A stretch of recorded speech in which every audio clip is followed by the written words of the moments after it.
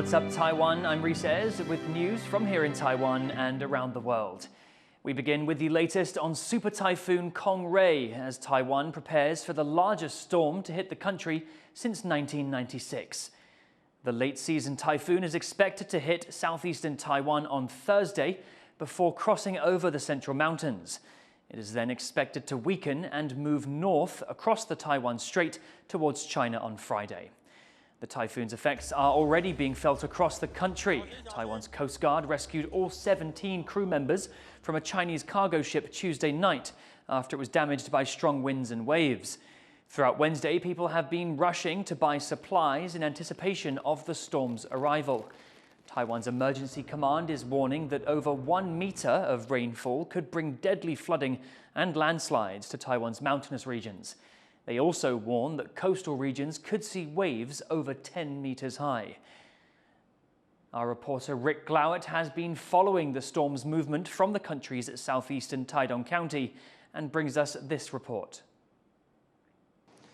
This is Taidong, one of the largest cities on Taiwan's east coast, and Super Typhoon Conr is expected to make landfall here in just a few hours. As the weather deteriorates, the city streets here are emptying. Here at the city's bus station, people heading home for the night. Schools and offices have been closed since 6 p.m. The local government warning people to stay indoors as the weather gets worse. Throughout the day, we've been seeing people prepare to hunker down for the night. They've been buying up food and other provisions and boarding up doors and windows. Now, Taidong is a large agricultural centre. Many people here make a living from farming, and we've been reporting on the potential impact of this massive storm. Farmer Lin Pei-ying is protecting her crop as best she can from approaching danger. These custard apples in Taidong, eastern Taiwan, are just weeks from harvest.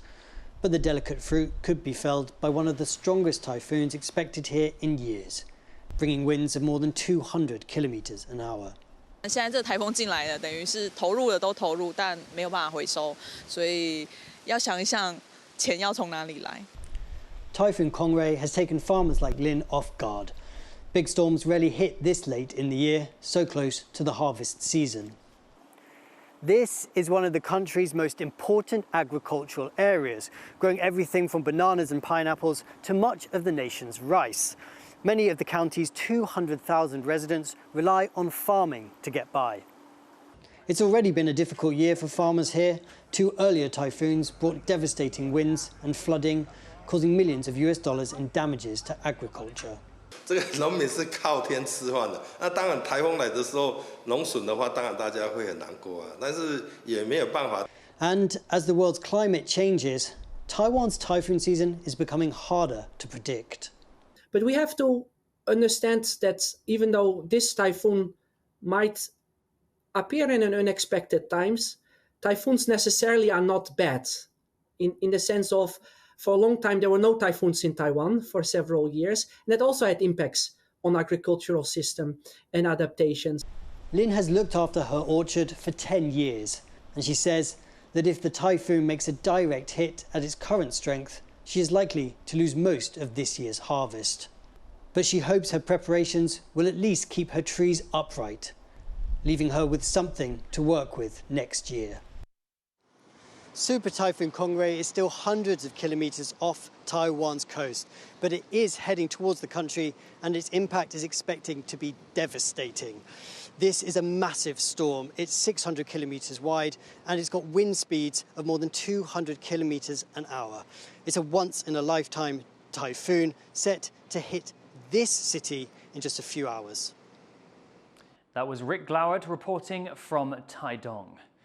US presidential candidate Kamala Harris has described what day one of her term in office would look like compared to that of her Republican opponent, Donald Trump. On day one, if elected, Donald Trump would walk into that office with an enemies list. When elected, I will walk in with a to-do list. Full of priorities of what I will get done for the American people. Harris made the comments at a rally in Washington, D.C. With less than a week to go before the election, she appealed to undecided voters, promising unity and warning of the dangers of a second Trump presidency. The rally was held near the White House, at the same location where Trump spoke to supporters before they attacked the US Capitol on January 6, 2021. China says a second Donald Trump presidency could see the US cast aside Taiwan, following comments the Republican candidate recently made about the country. 美国究竟是在想要保台还是害台？相信大部分的台湾同胞已经做出了理智的判断，非常清楚地知道，美国奉行的永远是美国优先，台湾是随时可能从棋子变成弃子。Earlier this week, Trump falsely stated that Taiwan stole the US semiconductor industry. He has also said that Taiwan should pay the US more for defense assistance. Taiwan's Mainland Affairs Council declined to comment on China's response to Trump. Donald Trump was popular in Taiwan when he was US president. That's because many Taiwanese thought he took a tough stance against China and gave unprecedented support to Taiwan. But would he still be supportive if he came back to power? Louise Watt reports from New York.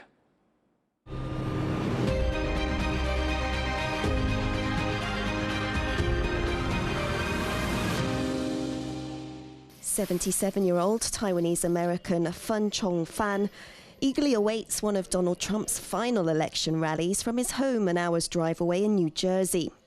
He says if he was younger, he too would be in New York, lining up for hours in the cold to see his chosen candidate.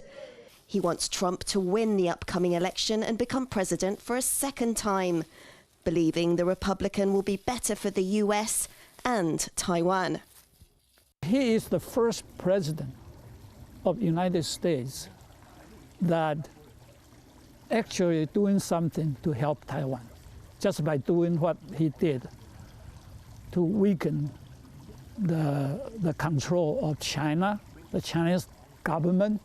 Born in Taiwan, but in his 50th year living in the United States, Fan has a sense of loyalty to both countries and believes Trump will protect both better than his Democratic Party opponent, Kamala Harris. Putting his money where his mouth is, the retired doctor has donated $2,000 to Trump's campaign. When Trump came to power in 2017, he took a phone call from Taiwan's then leader, the first US president to do so since Washington switched diplomatic ties from Taipei in favor of Beijing in 1979.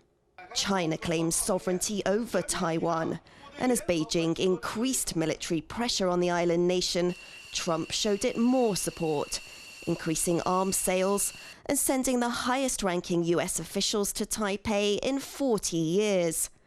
But things might not be as clear-cut this time around. For decades, here in the heart of New York, the iconic Trump Tower building has reminded Americans of Donald Trump's brash ambition. He's built an image of himself as a successful businessman. Now he's suggesting the US should treat Taiwan as a business relationship too, saying that if he were president, Taipei should pay Washington for defending it from China. Officials in Taipei say Taiwan is responsible for its own defense. But Trump's comments have worried many in the country. A fear that political analysts have said is not unfounded.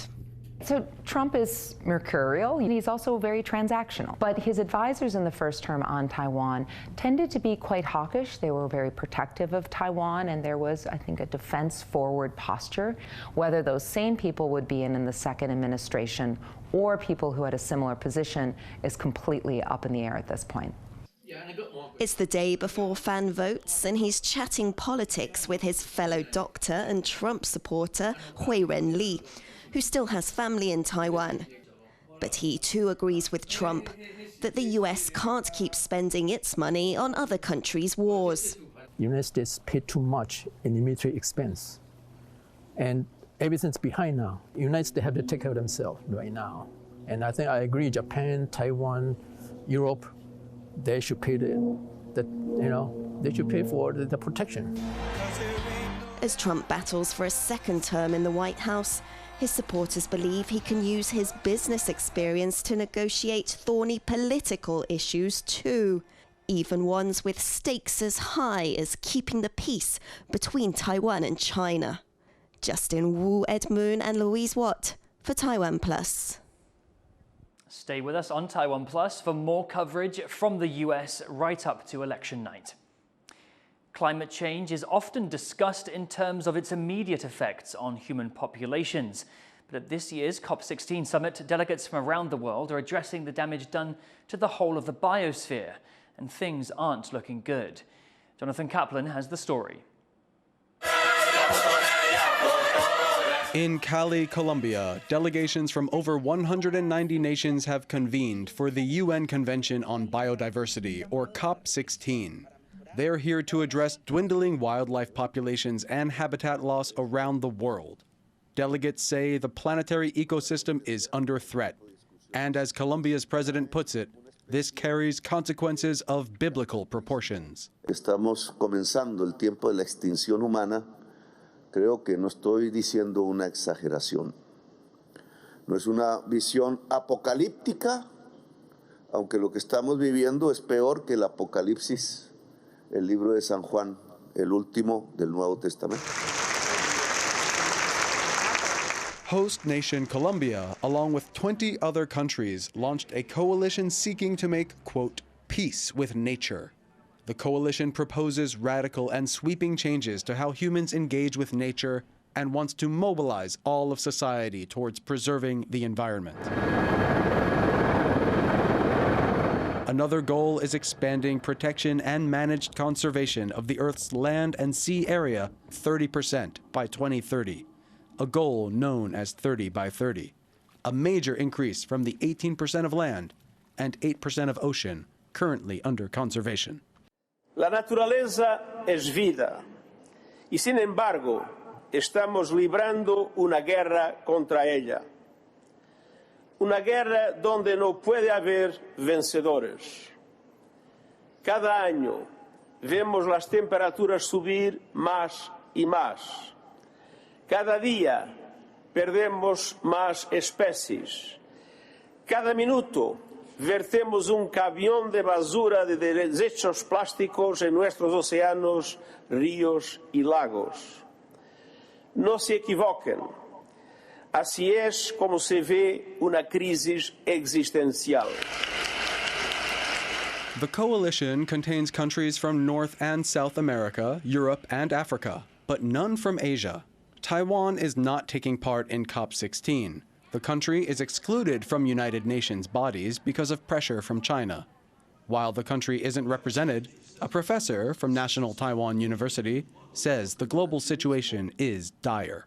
Things aren't looking good for global insect biodiversity, and the same applies to pretty much everything else. We definitely do have good data for vertebrates, mammals, birds, reptiles, amphibians, and it's looking pretty bad. How bad exactly? According to Professor Shalomi, the alarming prognoses given at COP16 are pretty on the mark, with up to 70% of vertebrate populations already gone. That's more than we should be having if this was your run-of-the-mill extinction event. Things are disappearing really, really quickly.